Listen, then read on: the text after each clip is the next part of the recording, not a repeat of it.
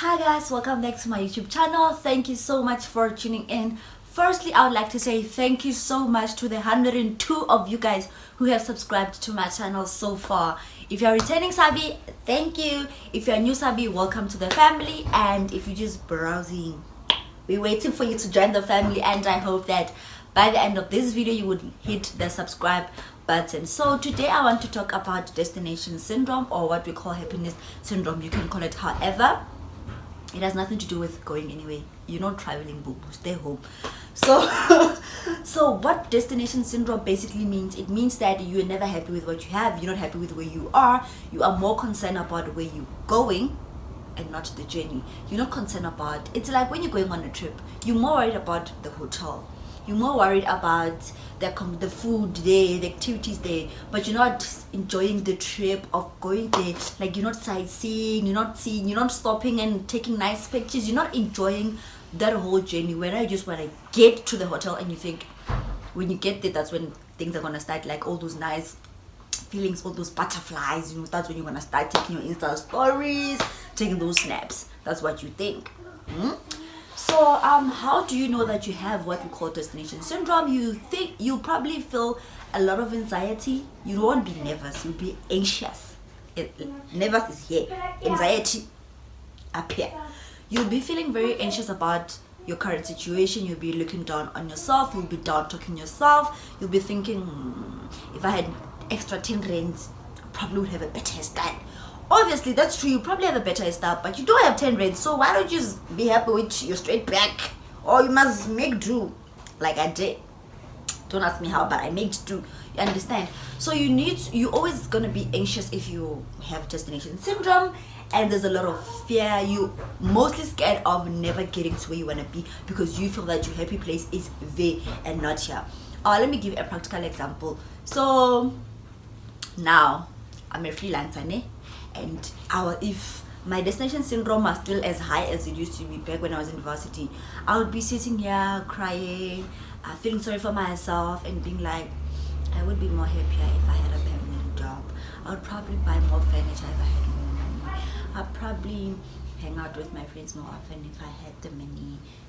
I probably wouldn't be drinking McDonald's Coke. If I had more money, I'd be drinking champagne. That's destination syndrome. But because I'm nervous, I'm like, right now I make so much, so what can I buy with so much? What can I do to improve my place with so much? What can I do to improve my life with so much money? I'm just living my best life. I think anyone who knows me knows that right now I'm living my best life. I'm living in my element. FNB knows my problems, but it's not publishing them around. They're just like, yes, boo boo, carry on with the positivity. Guys, I'm so happy, by the way. I don't know why. On a random Monday, I feel like I'm so expectant. I feel like something good is gonna happen. But anyway, so another thing that is gonna show you that you have destination syndrome is you always comparing yourself to your friends, and not in a good way. When they say you learn and copy, when are you gonna be learning and copying? You be looking at them and feeling like, yeah, jealous. You're comparing yourself all the time to other people, like, my friends have cars, I don't. Will I ever have a car? Now sharp. Oh, whenever my mom it's one more. Like, don't do that to yourself. Don't compare yourself to your friends. And now you're gonna be a bowl of negative energy that no one wants to hang around with, and you're gonna start thinking that your friends hate you, but they don't hate you. They just don't like your energy, boo boo. Nip it, cut it. Don't compare yourself to other people. But that, if you do that a lot, that is a sign that you have destination syndrome, and this video is for you, because I'm gonna tell you how I got over my destination syndrome.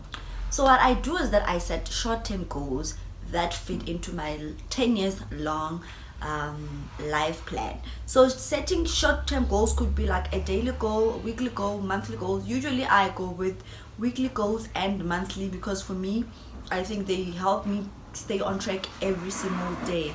So when you set short-term goals, you become so focused on them that you don't waste time panicking about the bigger picture. And remember that it's the small steps that get you where you want to be. For example, when we start YouTube channels, we literally start with 0 subscribers. Okay, at least I started with 0 subscribers on my channel, but the numbers keep growing because I keep putting in the work. You understand, the consistency, you know, and constantly telling people why you're not subscribing, why are you not subscribed, you know, those type of things. So making short-term goals to help you achieve the long-term goals, that is one thing that will help you nip your destination syndrome, because now you will feel like you're working towards the bigger picture, and you will learn to appreciate the process because now you are busy with something, you're investing in something. The second thing that I do, I have a gratitude list that I write down every morning or every evening to just jot down everything that I have and that I'm grateful for. For example, my life, my child, my happiness, my shelter, food, friendship, family, support, my project. I even write down rejection emails or any kind of rejection communication. I put it down as something that I'm grateful for because it shows me that whatever that I'm working towards has been received, and even though the response is not positive, but it has been seen. So for me, that is a good thing. I'm grateful for it because some people send out proposals, pitches, CVs, and they get absolutely no response. So for me to respond, for me, that is something that I am grateful for. So I advise anyone to have a gratitude list, either do it in the morning or in the evening, but try to do it every single day, because what it will do, it will not only make you feel good, but it will also help you realize how much you have and you are not recognizing because it's not where you wanna go. You understand? It's not your final, like, it's not your big dream, you know, it's not a big dream, but you have something and you should be grateful for what you have. Another thing that I do self-affirmations. I stand up in front of my mirror, or I take one of the teddy bears in the house and I sit down and I say, I am beautiful, I am strong, I am intelligent, I am worthy, I can do literally anything that I put my mind to. Who am I to fail? Why not me?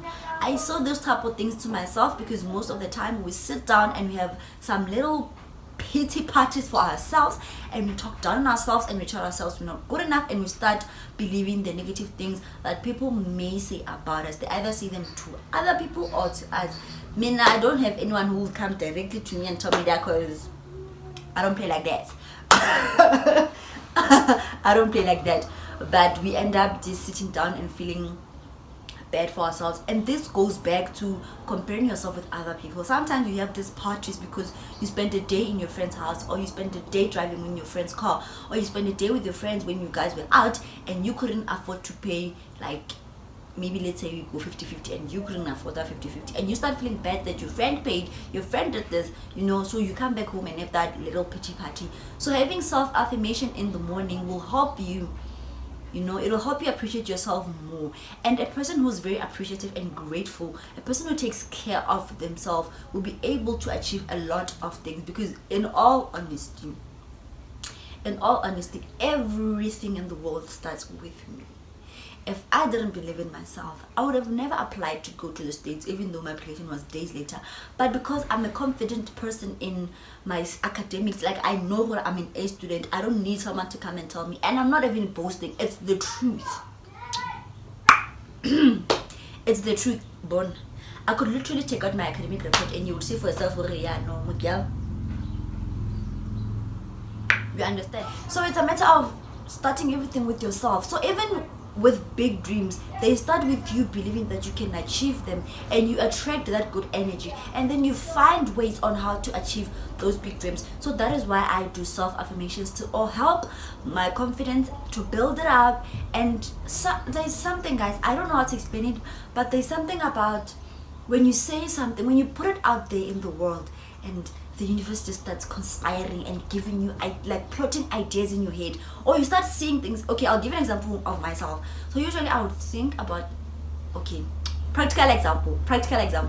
So I had been watching YouTube for years, but I didn't know that anyone could start a YouTube channel. I thought you needed to be a certain type of person, or you had to pay or something. I didn't understand how YouTube channels worked. But fast forward to last year, I started watching a lot of YouTube, and people always ask me, like, why don't you start a YouTube channel? And I'm like, why? And they're like, okay, people are fascinated by how fast I speak. People are fascinated, and for me, that is the one thing that had stopped me from doing that because I felt no one is gonna hear me. But then when I talked to them, they hear me. But for some reason, I thought if I took a video, you guys wouldn't hear me. So I was just always like, I'm not gonna do it. But my friends are like, just do it, just do it. If no one watches, then at least you know you tried, but it didn't work. So I also had that fear. That I don't have like nice clothes. Like my makeup skills are not, good. So why should I like go to like YouTube with a bare face when the YouTubers I watch don't have bare faces? And then for some reason, when I started logging onto my YouTube, it would show me the videos of how to start your own YouTube channel, how to improve your makeup skills, how to shoot with your phone, how to edit. And I was just like, is this a sign? Is this a sign? And just one morning, I just woke up and I did it. I literally just woke up and took a video. Guys, I don't know, but my voice keeps changing. Like the pitch keeps. Okay, so. But yeah. So do self-affirmations. So guys, let's just recap the 3 things that I did to nip my destination syndrome. Was to plan my daily or weekly goals. It was to have a gratitude jar, and it was also to do self-affirmations. And I advise anyone who has destination syndrome or suspects that they have it to work on themselves and to try and find things that work for them. You might want to try what I tried, but you can also ask Google. Google knows a lot of shende. Okay, Google knows everything about everybody. So I hope you guys found this video very informative and you had some fun, while learning about the syndromes. It's not a medical syndrome, guys, but it's a syndrome. So thank you so much, guys, for watching my video, and I hope you guys will like, comment, share, and most definitely subscribe if you haven't already. I will see you guys in my next upload. Bye. So my mentor just sent me a WhatsApp and she told me that I just got published on the Star and the Cape. I can't pronounce it. I'll write down the names. I'm published.